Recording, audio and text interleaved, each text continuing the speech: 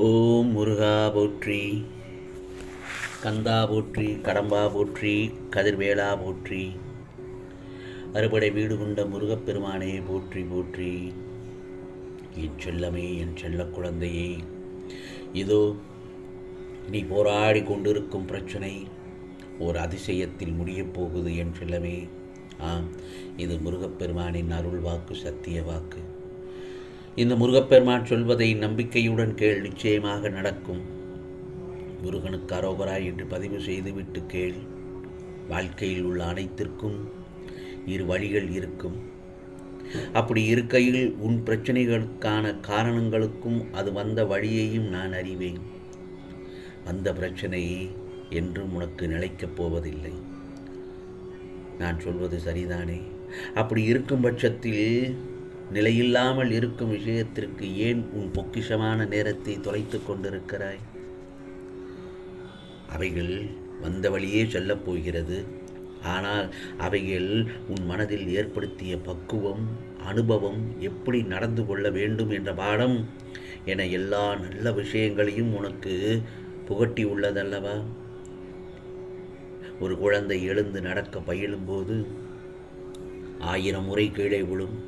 ஆனால் கடைசியில் தன் காலை ஊன்றி நடக்கும். புரிகிறதா?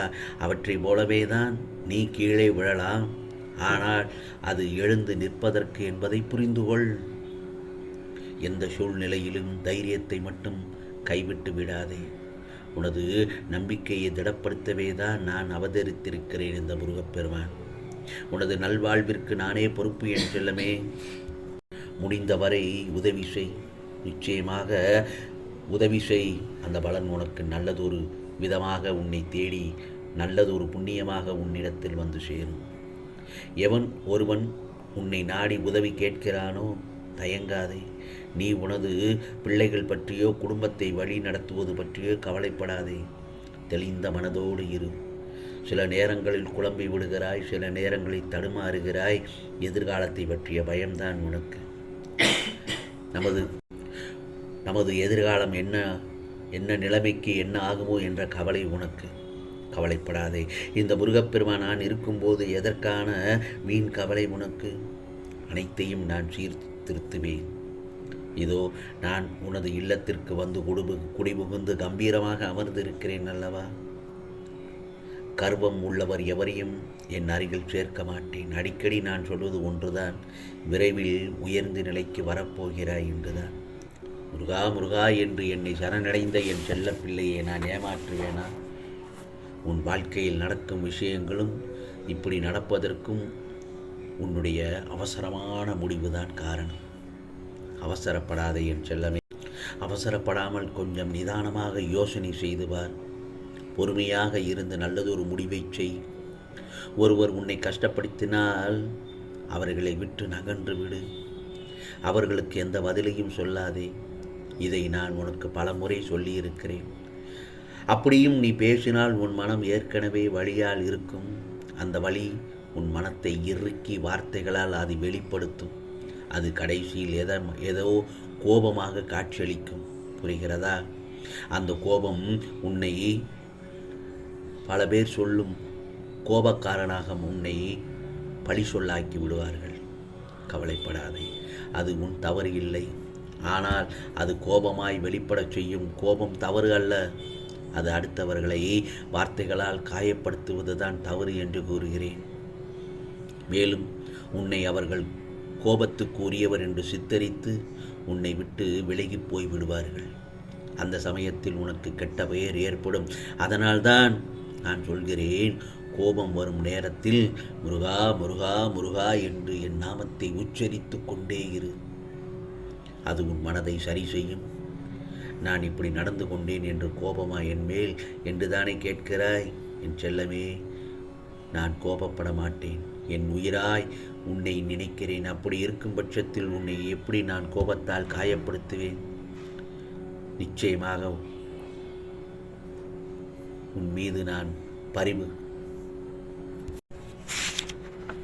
ஆகவே நீ இதுவரை அனுபவித்த சித்திரவதைகள், வேதனைகள், துன்பங்கள், துயரங்கள், அவமானங்கள் என நெஞ்சை பிழிகிறது.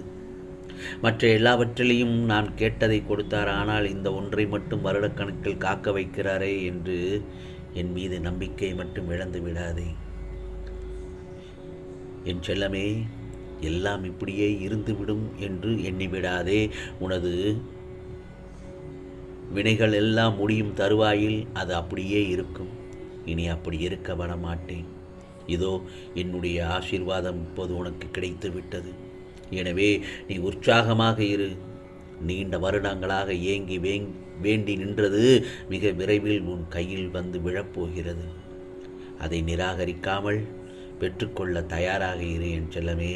அதற்கு உன்னை தகுதியாக்கி விட்டேன். பெற்றுக்கொள்வதற்கு எந்த நிமிடமும் அது உன்னை தேடி வரும். கண் விழித்து எழுந்து அந்த ஆச்சரியத்தை நிச்சயமாக நீ காண்பாய். அதற்கு மாறாக நிலையான உயிர்வதை துன்பம் போல இருக்கும் உனது இப்போதைய நிலையெல்லாம் கனவு போல் களையும் நாள் வெகு தூரத்தில் இல்லை என் செல்லமே. மறுபடியும் அதையே நினைத்து பார்க்கும் வேளையில் இதையெல்லாம் நாம் தான் அனுபவித்தோமா என்று சந்தேகப்படும் அளவிற்கு உன்னுடைய வேதனைகள், துயரங்கள், துன்பங்கள், அவமானங்கள் யாவும் உன் நினைவை விட்டு அகன்று அந்த இடத்தில் மகிழ்ச்சி மட்டுமே உனக்கு நிலைத்து நிற்கும். கவலைப்படாதே. உன்னை தேற்றுவதற்காகத்தான் நான் உனக்கான எல்லா விஷயங்களையும் செய்து வருகிறேன். நீ அதற்குள் அவசரப்படுகிறாய். வாழ்க்கையில் நீ எடுத்த அவசரத்தால் தான் உனக்கு நிம்மதியற்ற சூழலும், எதையும் நம் வாழ்க்கைக்கு இது சாத்தியமா, பொருந்தி போகுமா என்று 1க்கு 100 முறை யோசனை செய்துவார். அதன் பிறகுதான் உன் முடிவு என தீர்க்கமாக அதில் நிலைத்து நில். எப்போதும் குழப்பத்தில் இருக்கும் மனநிலை ஆபத்தானது என் செல்லமே. முடிவு எடுப்பதில் குழப்பம் என்பது உனக்கு நீயே அறியாமை என்னும் வலையில் மாட்டிக்கொள்வதற்கு சமமாகும். அது எப்போது உன் மூச்சை திணற வைக்கும், புரிகிறதா? அதுபோலவே தான் எப்போதும் சாந்தமாக இரு. எதற்கெடுத்தாலும் கோபம் வருகின்றது. அது எதற்காக என்பதை என்னிடம் கேள்வி கேட்டாய் அல்லவா? அது இப்போது அதற்கு பதில் சொல்கிறேன், கேள். அதற்கு ஒரே ஒன்று மட்டும்தான் காரணம், உன் எதிர்பார்ப்பு. உன் வேலையில் என்றால் கூட அது அப்படி இருந்தால் நல்லா இருக்கும் என்று வெறும் சந்தோஷமாக வழிநடத்தி செல்லும் விஷயங்களை கற்பனை செய்து கொள்கிறாய். அதில் கஷ்டமும் இருக்கும். அதை நாம் தான் சுலபமாக நல்ல நேர்மையான முறையில் நாம் எதிர்கொள்ள வேண்டும் என்று யோசனை செய்து பார். ஆனால் நிஜத்தில் அதுதான் யதார்த்தமும் கூட. வாழ்க்கை என்பது சந்தோஷமும் கஷ்டங்களும் நிறைந்தது என்று புரிந்து கொள். ஆம் செல்லமே, கஷ்டத்தையே நினைத்து கொண்டு உன் நிம்மதியை இழக்க வேண்டாம். எப்படி சந்தோஷம் மறையுமோ அதே போலத்தான் உன் கஷ்டமும் ஒரு நாள் நிச்சயமாக மறையும். கவலைப்படாதே என் செல்லமே. இதோ உனக்கான நல்ல செய்தியை உன் செவியில் சேர்த்து விட்டேன்.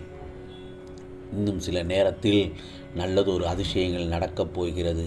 ஆம், இது முருகப்பெருமானின் அருள் வாக்கு, சத்திய வாக்கு. உனக்கானதெல்லாம் நிச்சயமாக நல்லது நடக்கும். நல்லது மட்டுமே நடக்கும். அதுவும் நன்மையாகவே இருக்கும்.